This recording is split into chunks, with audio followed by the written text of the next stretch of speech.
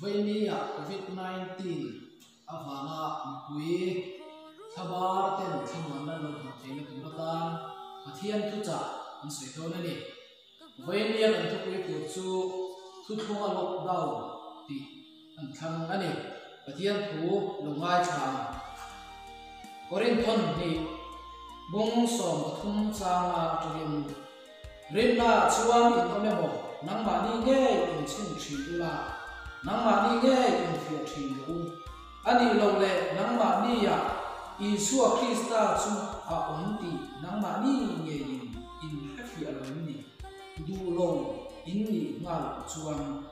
ke ni ro chu lo fin kan om lo ti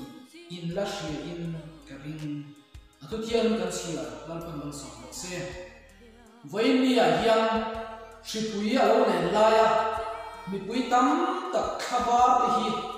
rinna kan om nge om lo ti voini a hiang in fia har le turin kasom chewani e chu pathian ko vai na sa pastor kan ni fa nga mo rombol tu kan ni fa nga mo lam ni bafin lalpa karin na wangin chaina shi alo thlai chang to khan ka thamwan sia thuthung awang ka thamwan si hi na satakin alo sei yo to ani chu wang chuan vai ni a ko hian thuthung a lockdown ti bangin pathian cha kan sei to ni wala chuan korin kuami tene na lekha kham na chuan rinna chuan ko mo nang ma ni nge in chin chila nang ma ni nge in fi chin pathian wala ye ma ni ya pian thara korin mi te ma ni nge an pian thar ti hi vai ni ka hi ko chuan rinna kan om lo hi kan in fi ngam lo phong chin ni chia lo then do tia wa ngin kan khap ha lo le chin ni chu ma chuan vai ni ya hiam korin nami te hi kirko te thil ti mung som paria ka piang tharani ya hele ka thom tu hi kirko ola ya kirko ola kirko te thil ti mung huwa piang tharani ola hi rinna la ma chuan zeo ka chap pathian umaringa thu som pek zong dan zong la zong kimani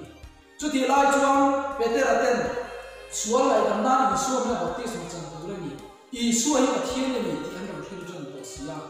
chu wang chuan chung mi te ne a chuan ola hian min da na dik lo ti in awama ta tir ku zi ma ko atel ve hian ni ma se ola pian thar ta tlat mai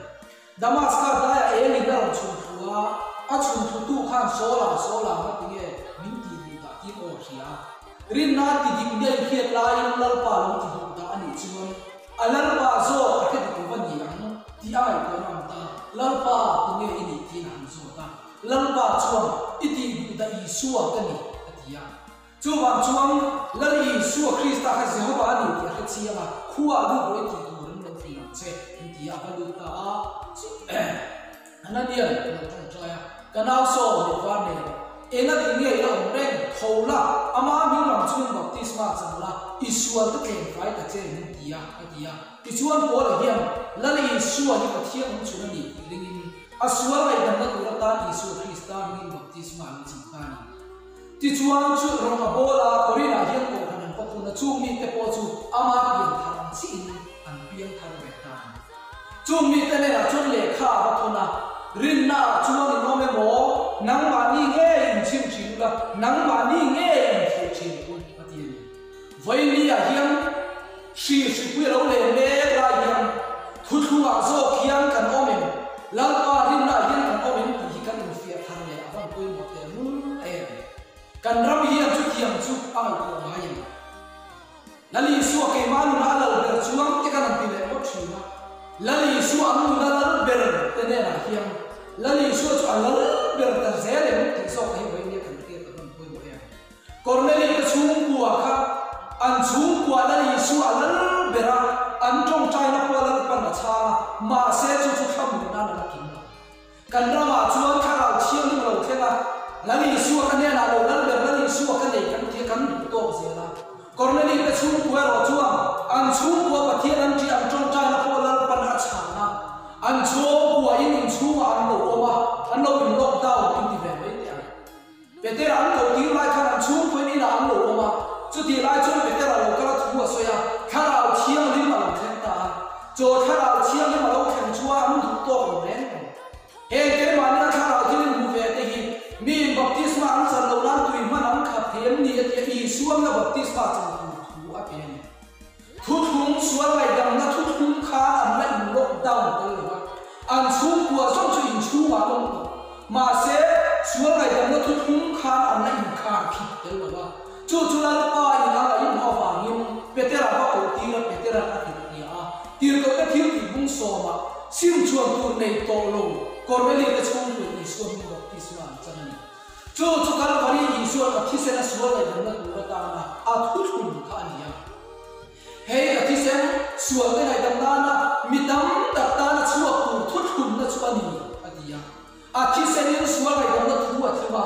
tir ko ka thil ti bung ni chang som thu pariya ta khan chu sual lai dam na thu thu an lo rin da chu kan huwa simula in sual lai dam na ni so ni baptisma chang tho ti chuan kha thil pe thi ni bu ji ni ta ti chuan kha mi ta kha an sim khan bu to me lo wa an sual lai dam na kha an chang na chu i sual na baptisma i sual na baptisma kan chang ve le hiam la ni sual ti sen ka sual lai dam na ani ka rin ti na lo ta cho ba chu he ki pu ya mo ho ve ni ni ka mo tra mo mon na na mo in do mo hi sual lai dam na thu thung nei tu te tan lo ong tu pa kha pa cho ba chu wei ni koi mo so chu chung tin te in chu a kan in lockdown ne cho ai pa koi mo so chu sual lai dam na thu thung hiam in lockdown ko sual lai dam na thu thung te lo bin har na lim na i lo sang lo ta ne chu ong zia ani ni kan ra ma chon kharau lim na lo thil kan du to se kormeli na sum ko chu lang to Pentecost ni apa kharau ha ma sa da lo khima lo an du to lo Pentecost ni mi ta kan an sual an sima an sual lai dam na ni so mi baptisma chang kan ra ma ha ma ya sual sim la mi ko lo se la sual lai dam na na in so na baptisma chang na mi ko lo te lo se thu thu ma hi ni lo da chu ti a ani lo chon he shin hi kan ta na ko ko pa ma se chu me sual lai dam na thu thum ber ni nei ko ni chu ege ko be ni ai na se do kana chia se se do kana che do hey ai na se so ni ni le tra pi la lo ke se do tri po ai na sai la lo ke le do chu zong zong la lo tu chuan sual lai dam na thu thu ma in lo da ni ma lo chu mi ni mang si lo ba ka lim ka lo mi ti chu ong si le lo ni ma lo na ka wa ta bi la pa ni ne ke ke cho ba chuan bible ka den chuan sual lai dam na ni so mi baptisma thu thu therapy an chang se kan sual be ni lo kana mai dam lai lo chu eden huwa kan sual kan huwa ai dam na kan ori a thi sen chu ka chu mi chu kan a nei do pia te an sual si ma an sual dam na ni so mi baptisma chu ti a ani lo chuan hen shi pu hi a lo om ne hi an sa kho do la yang hun cha la pan min pe he chung kwa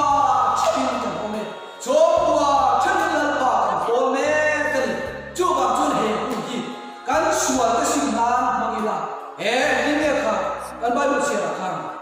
rin na chu ni na mo nang ba ni nge in chim chim la nang ba ni nge in fia chin u ani lo le nang ba ni ya i su krista chu om ti nang ba ni nge in ke fia lo ben ni du lo in ni ma chu la ni su ba bia ka su